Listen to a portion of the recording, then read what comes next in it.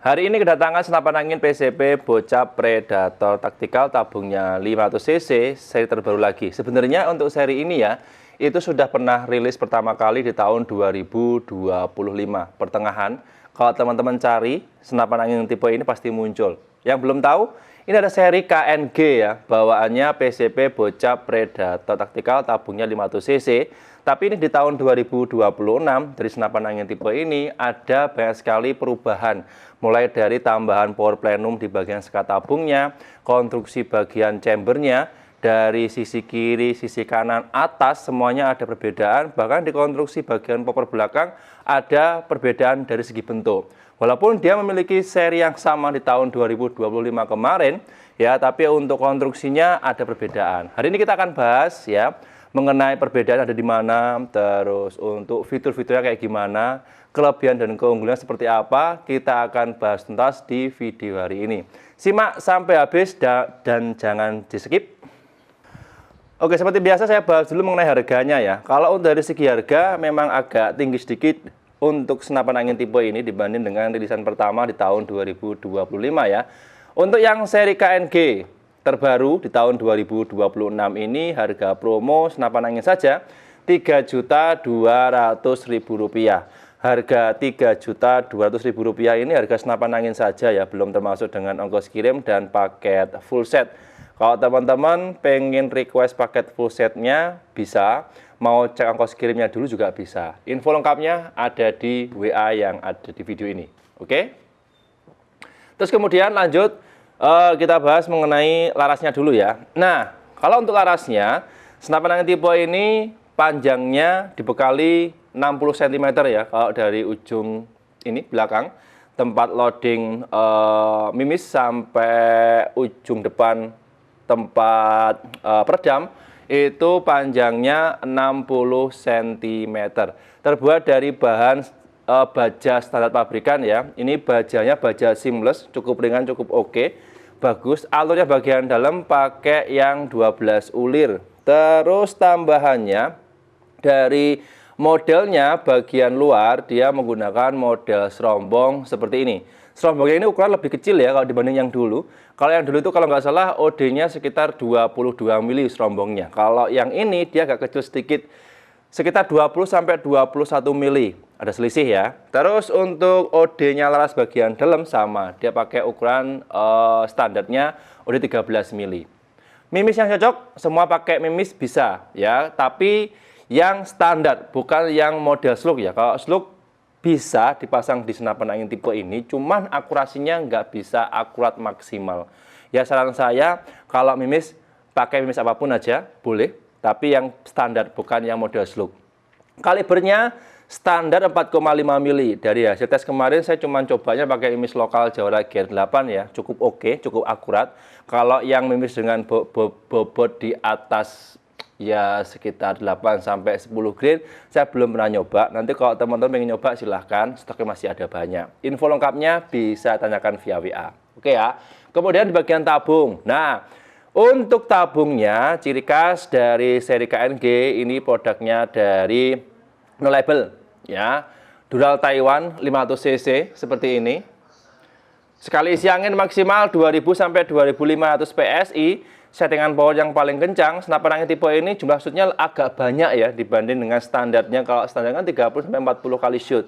Kalau yang ini bisa sampai 50 kali shoot ya, karena dia tambahnya ada power plenum yang nanti akan saya jelaskan di bagian belakang aja ya. Oke. Terus ini untuk tabungnya nggak bisa dilepas pasang ya. Maksudnya mau dioper yang model-model yang terbaru itu masih belum bisa. Dia menggunakan sistem drat. Kalau mau dilepas bisa, tapi dengan ukuran yang sama, dengan catatan anginnya harus kosong dulu. Oke, jadi ini tabungnya standar bawaan dari pabrikan, pakai Dural Taiwan 500 cc. Seperti yang saya jelaskan tadi, jumlah shootnya juga semakin banyak. Karena tambahnya ada power plenum di bagian tengahnya. Kalau teman-teman penasaran atau mungkin pengen nyoba, boleh silahkan. Tabung sudah ya. Lanjut kemudian di bagian tengah power plenum. Nah, kalau yang seri dulu, yang KNG rilisan pertama 2025, dia tidak dibekali dengan power plenum. Ya, kalau yang tahun 2026 ini dibekali tambahan power plenum yang ukurannya cukup panjang. lingkar diameter pipanya juga semakin lebar atau besar ya, memungkinkan untuk daya tandon anginnya, ruang ledaknya semakin banyak di sini. Terus untuk jumlah shootnya juga ada pertumbuhan, bukan pertumbuhan ya, perkembangan yang dimana jumlah shootnya semakin banyak. Oke ya, jadi itu. Terus ini untuk power plenumnya juga bisa dilepas pasang, tapi saran saya karena dia standar bawaan dari pabrikan, tidak disarankan untuk diganti power plenum yang ukurannya di bawahnya atau di atasnya. Oke, soalnya nanti kalau teman-teman ganti sendiri, biasanya kalau ukuran dratnya nggak sama, dipaksa dipasang, untuk jangka panjangnya bakalan ada kebocoran unit. Oke ya. Terus lanjut kemudian di sistem pengisian angin dulu. Nah, sistem pengisian anginnya sama, posisinya dia ada di sekat tabung antara power plenum dan di pipa tabung gocap ya. Jadi ini untuk koplernya dia menggunakan standar mini coupler atau setengah TSM, posisinya menonjol di sebelah kanan ya, seperti ini. Nanti kalau pengen isi angin lewat sini ya. Pakai pompanya seperti biasa, manual 3 stick, 4 stick bisa, pakai pompa reaktif portable juga bisa. Oke ya, lanjut kemudian di manometer dulu. Nah, manometernya posisi tetap sama di bagian bawah, menancap di bagian chamber ya. Dan yang saya suka dari senapan angin tipe ini, dia itu ada variasi relnya bagian bawah yang melindungi dari sisi kiri dan sisi kanan bagian manometer sehingga lebih aman. Ini bahan dari bahan logam ya. Nah, pengerjaan juga cukup bagus, rapi. Untuk tekanan angin, saya ulang lagi maksimal 2000 sampai 2500 PSI ya, tidak boleh lebih.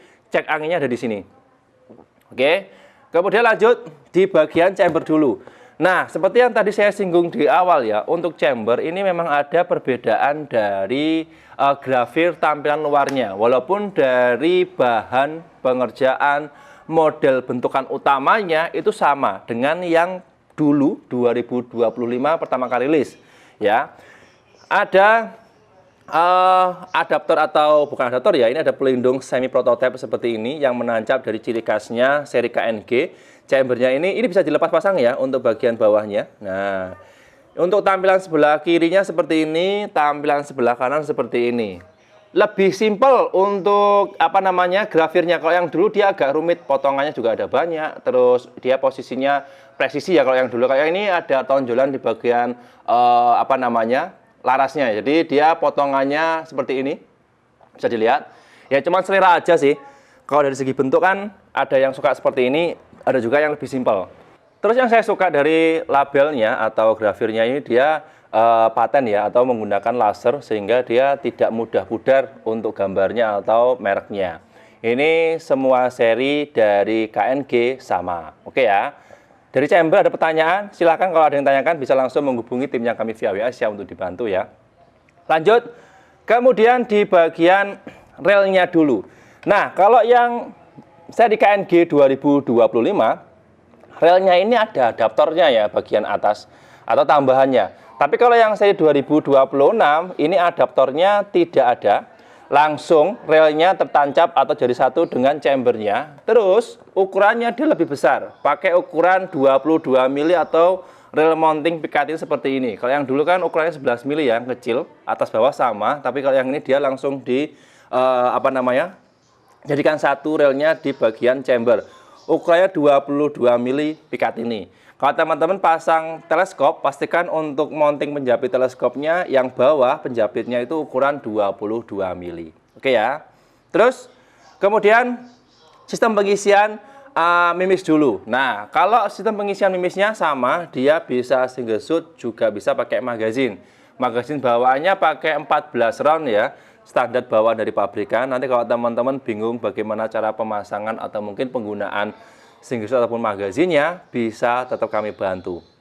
Kemudian di bagian bawah pelatuk ya. Nah, kalau pelatuknya ini modelnya standar seperti ini ya. Sudah ada safety atau pengaman triggernya. Posisinya ada di sebelah kanan ya. Dan ini sama juga modelnya putar seperti ini ya. Nanti kalau pengen ngunci ya tinggal diputar aja seperti ini. Nah, oke. Nah, ini ngunci ya, bisa dilihat dulu. Ini ngunci. Ini kalau mau membuka putar lagi ke depan seperti ini. Oke, mudah digunakan dan pastinya teman-teman bisa setting sendiri sesuai kebutuhan, sesuai selera. Lanjut. Kemudian di bagian popornya dulu. Nah, seri KNG yang 2025 seperti yang tadi saya jelaskan, itu untuk posisi pipanya bagian depan tuh kecil ya. Dan modelnya tidak seperti ini. Dan yang dulu itu ada dua versi, ada yang popornya lipat, ada juga yang popornya non lipat.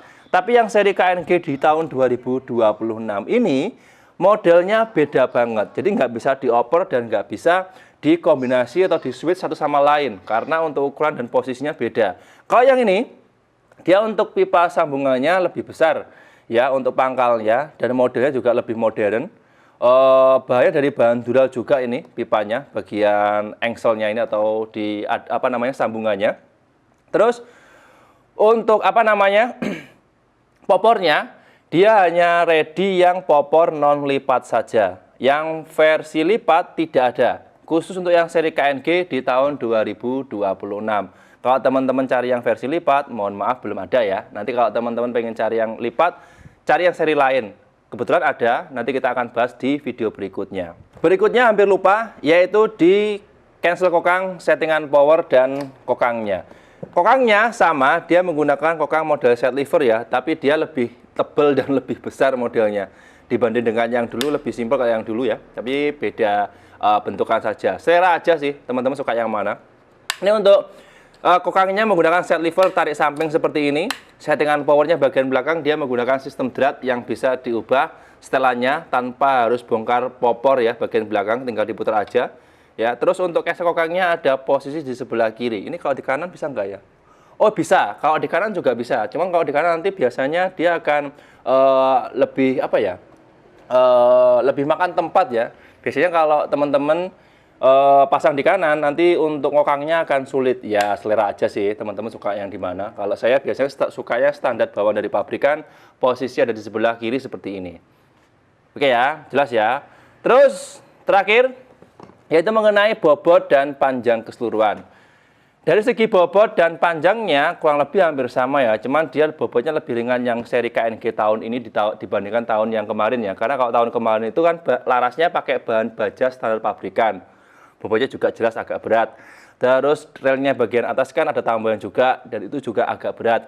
Jadi dari segi bobotnya sekitar 2-3 kiloan. Selisihnya cuma berapa on gitu aja kalau dibanding dengan yang dulu-dulu ya.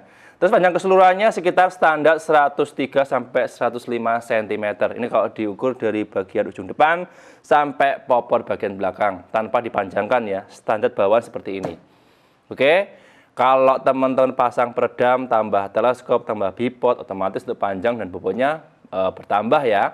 Nah, silakan kalau teman-teman pengen order, stoknya masih ada banyak.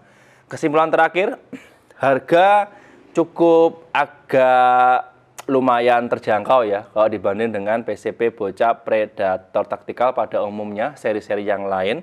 Terus untuk konstruksinya juga semakin modern, tambahnya ada power plenum, untuk ruang udara juga semakin besar. Dan untuk jumlah suitnya juga semakin banyak. Tampilan modern, ya sudah ada semi prototipenya di bagian chambernya seperti ini, variasi aja. Ya.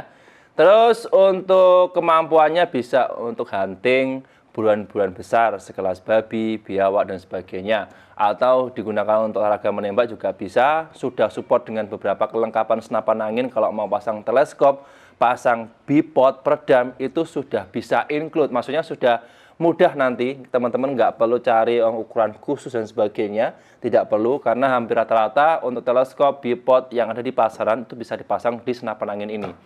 Oke, itu aja. Dan saya rekomendasikan senapan angin tipe ini untuk yang sudah pernah pakai aja. Yang pemula saya belum berani merekomendasikan full ya. Karena untuk settingannya ada banyak, konstruksinya juga nantinya kalau teman-teman pemula mencoba dan ada yang salah penggunaan biasanya ada kendala di unitnya. Tapi kalau teman-teman yang pemula pengen nyoba, nggak apa-apa, nanti kami pandu dari sini. Oke ya, itu aja informasi yang bisa saya share di video ini. Mohon maaf kalau ada kurang dan lebihnya ya. Saya pamit undur diri, sampai jumpa di video berikutnya. Sekian, terima kasih. Salam satu laras dari Jawa Timur ya. Next episode coba nanti kalau ada waktu kita akan paket full set kita pasang kita review, nanti kira-kira bentuknya kayak gimana. Ya semoga nggak kehabisan dulu ya, karena untuk senapan angin tipe ini tadi saya share di WA, responnya banyak sekali yang tanya, takutnya nanti kehabisan. Oke, tunggu aja di video berikutnya.